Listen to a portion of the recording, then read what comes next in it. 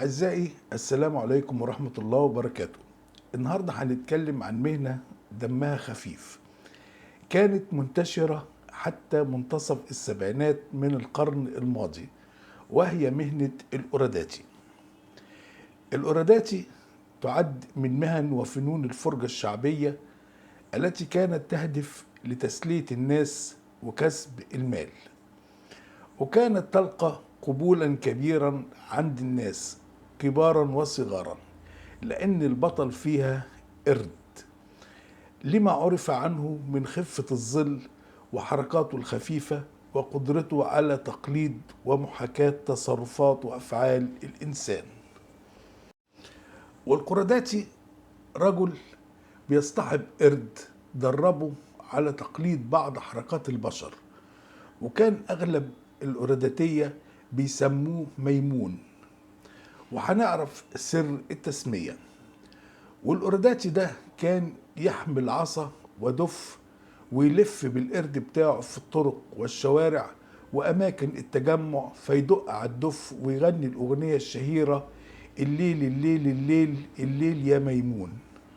فكانت الناس تتجمع حواليه علشان يشوفوا العرض اللي هيعمله القرد وحركاته البهلوانية، فيطلب منه قدام الجمهور انه يعمل بعض الحركات زي مثلا نوم العازب وعجين الفلاحة، ويسلم على الجمهور اللي واقف يتفرج ويؤدي التحية لهم، وكمان العزف على الناي ونط الحبل ويسوق عجلة وغيرها من الألعاب التي تدخل البهجة والسرور والبسمة على وجوه الحاضرين. وفي نهاية العرض يقوم بقلب الدف ليجمع فيه ما يجود به المتفرجين نظير استمتاعهم بالعرض الذي قدمه.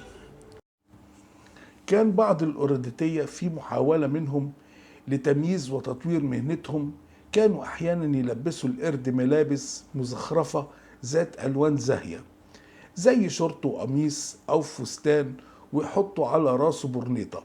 وبعض الأوراديتية كان بيبقى معاه قردين، وبعضهم استخدموا مع القرد حيوانات أخرى زي المعزة والحمار، ليدخل القرد معهم في مناوشات مضحكة ليصبح العرض أشبه بسيرك صغير، حتى إن منهم استخدم في العرض ثعبان إضافة للقرد.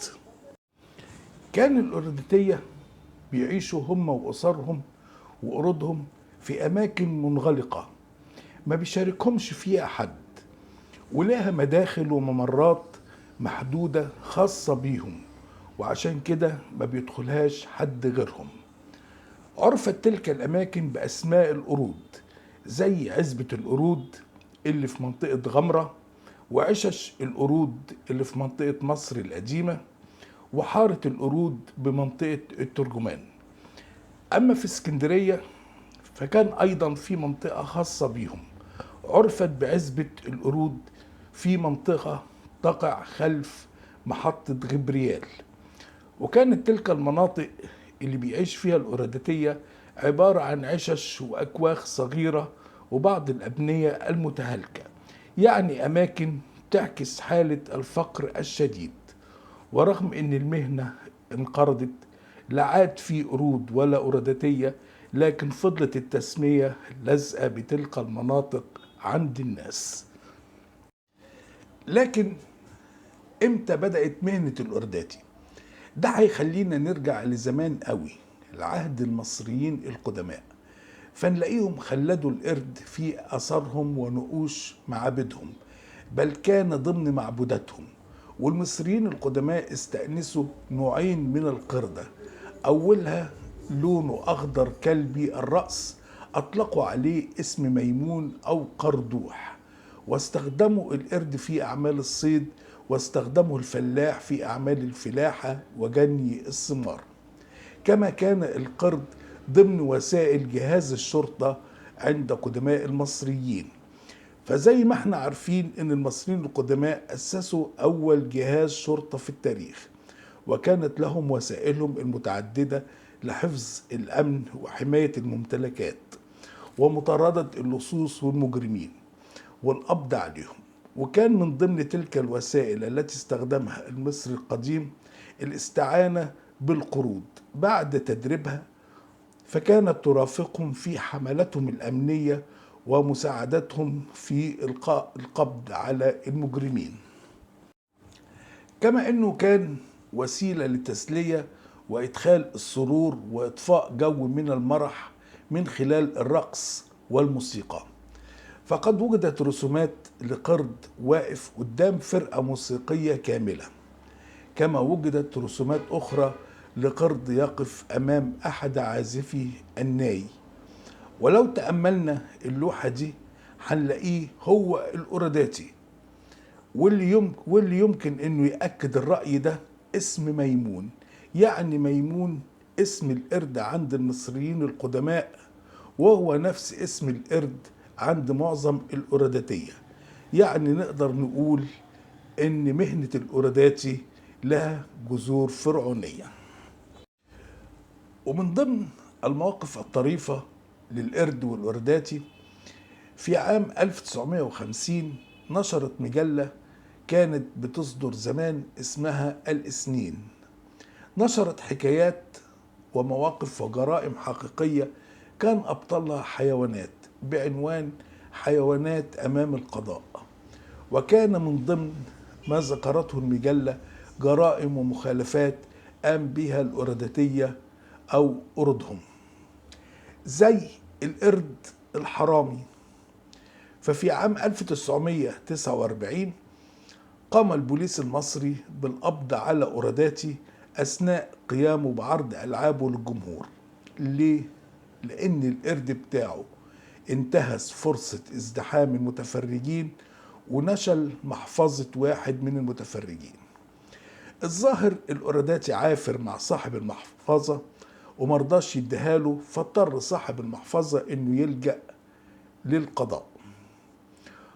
وقف الأوراداتي صاحب القرد النشال يدافع عن نفسه وقال للقاضي: أنا غير مسؤول عن قيام القرد بالسرقة. لكن المحكمة لم تقتنع بأقواله، فحكمت بحبسه 6 شهور وأمرت بتسليم القرد إلى حديقة الحيوان بالجيزة. لكن الغريب إن المسؤولين في حديقة الحيوان رفضوا استلام القرد. ليه؟ علشان خافوا إن القرد النشال يعلم القرود اللي في الحديقة فنون النشل والسرقة. القصة التانية هنلاقي القرد الشاهد في القضية. كان ينظر لمهنة الأوراداتي بأنها بمثابة تسول، ولكن بطريقة تحفظ ماء الوجه. يعني كانوا بيعتبروا الأوراداتي شحات. القضية اللي هنحكيها حدثت في الجيزة سنة 1950، حيث وقف رجل في 50 من عمره أمام محكمة جنح الجيزة يدفع عن نفسه تهمة التسول، وقال للقضاء إنه بيشتغل أوراداتي ومش متسول. وشوية اقتحمت قاعة المحكمة فتاة ماسكة في إيديها قرد. طبعا القاضي صار وزعق العسكري الحراسة لسماحه للقرد بالدخول، إلا إن المحامي الخاص بالمتهم وقف وقال في هدوء إن هذا القرد هو شاهد النفي الوحيد، وهو دليل الإثبات على إن المتهم أوراداتي وليس متسولا. رد القاضي وقال إن استجداء المتهم يعد تسولا، وحتى لو في إيده قرد. فلم يكن من الدفاع إلا إنه قام بالرد قائلا: إذن يا سيدي القاضي حديقة الحيوان متسولة. رد القاضي عليه وقال له: إيه اللي أنت بتقوله ده؟ فقال له: نعم، فهي تجمع القروش علشان تفرج الزائرين على مجموعة من الحيوانات من بينها القرد. فابتسم القاضي وحكم ببراءة الأوراداتي. آخر حاجة هنقولها عن المواقف الطريفة ونختم بيها الحلقة هي أوراداتي في الأوبرا. من الصور الطريفة اللي اتنشرت قديما في الصحف وبترجع لسنة 1938 لواحد أوراداتي راح وقف قدام دار الأوبرا الخديوية، وكان وقتها فيها اجتماع لمجموعة من التجار الإنجليز أعضاء مجلس القطن. ولما الاجتماع انتهى وبدأ الأجانب يخرجوا، فوجئوا بهذا القرداتي الذي قام على الفور بتقديم عرض مسلي قدامهم، الأمر الذي أثار تعجبهم وإعجابهم ورسم البسمة والضحكة على وجوههم.